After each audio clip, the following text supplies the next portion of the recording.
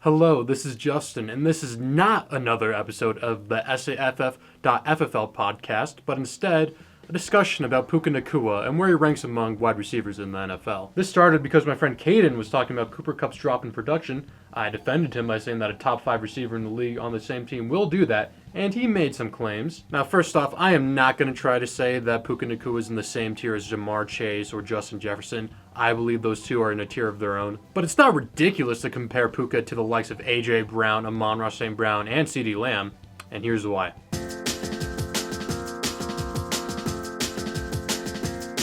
I am not one to grade players just from watching them whenever I can, but I'm also not one to grade them using strictly analytics. However, using a delicate balance of both can strengthen any argument that you have. You can't necessarily use a metric that grades route separation, run blocking, and catch radius. You need to watch these receivers and see how they play, what their weaknesses are, what their strengths are, so on. One of Puka's strengths that jumps out to me whenever I watch him play is his ability to get yak or yards after catch. He does it at an elite rate. This is interesting to note because Nacua isn't necessarily fast, at least by wide receiver standards. Puka ran a 4.57 40 time at the combine, while the average for a receiver is 4.48. However, he uses his 6'2", 210-pound frame as well as excellent ball carrier vision in order to pick up more yards after the catch. Puka is also a deceptively shifty route runner. Maybe he doesn't get the most separation, but that doesn't matter for him. And here's 3 reasons why. His insane body control, his huge catch radius, and his large physical frame. Nacua's ability to toe tap and bounds is up there with the best in the game.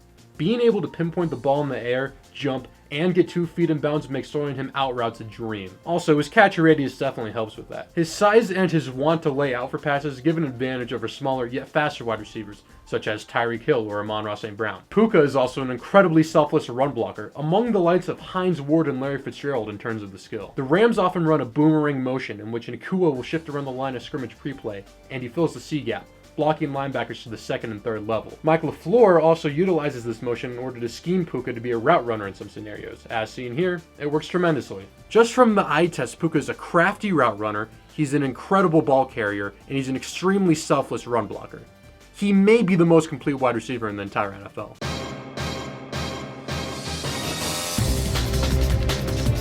While the eye test isn't everything, it's easy to get clouded by bias when observing the raw tape. Sometimes you over-exaggerate your point, and that makes it less credible in the end. However, in Puka Nacua's case, the stats back up what we see on the field. I created a table that shows rate data for several receivers that are considered to be on the same level, or even in some cases, better than Puka Nacua. I used the following stats to see where Puka ranked among these receivers: yards per game, yak per reception, receptions per broken tackle, catch percentage, drop percentage, passer rating when targeted, and touchdowns per 17 games. I use data exclusively from the 2024 regular season for this graph. The receivers I chose to stack alongside Puka were Amon-Ra St. Brown, A.J. Brown, Nico Collins, Tyreek Hill, Devontae Adams, George Pickens, CeeDee Lamb, and Mike Evans. Here's the graph in its entirety. Gold cells are worth 3 points, silver worth 2, and bronze worth 1. Adding up everybody's totals, Puka led the way with 12 of these points, closely followed by A.J. Brown and Amon-Ra St. Brown, with 10 and 8 points respectively. The contrarian may argue that these are cherry-picked stats, but I think they're pretty fundamental in terms of wide receiver stats. Another aspect to consider is that Puka wasn't considered the wide receiver 1 on his own team until this offseason. Both Puka Nacua and Cooper Kupp dealt with injuries throughout the entire regular season,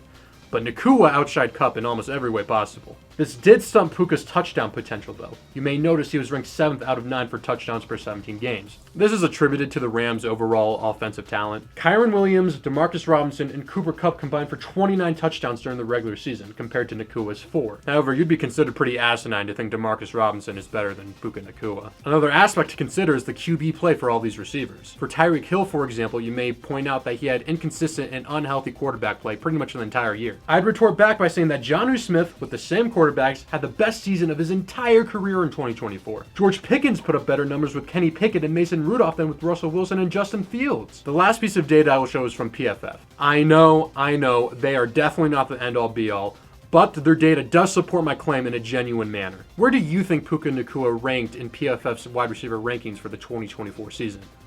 10th? 8th maybe? Wrong. Puka Nacua was rated the highest graded wide receiver with an elite grade of 92.5. Once again, take PFF with a grain of salt. They did rank Jamar Chase, who won the goddamn Triple Crown in 2024, 10th in the entire league at 85.8. Even with that, Puka led the league in yards per route run by a great margin. In fact, he was the only receiver who surpassed 3 yards per route run, ending up at a total of 3.23 yards per route run.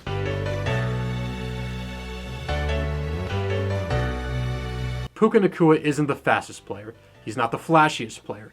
Hell, he wasn't even considered to be the best wide receiver on his own team until this season. But what he is, in terms of my eye test and my analytical approach, the most complete wide receiver in the NFL. Probably the most complete receiver we've seen since Larry Fitzgerald. He's on a fast track to the NFL Hall of Fame. With the news of the Rams moving on from Cooper Kupp this season, expect Nacua's output to increase, perhaps breaking the 100 yards per game threshold. So finally, I consider him to be the third best wide receiver in the NFL, only just behind Jamar Chase and Justin Jefferson. Thank you for watching.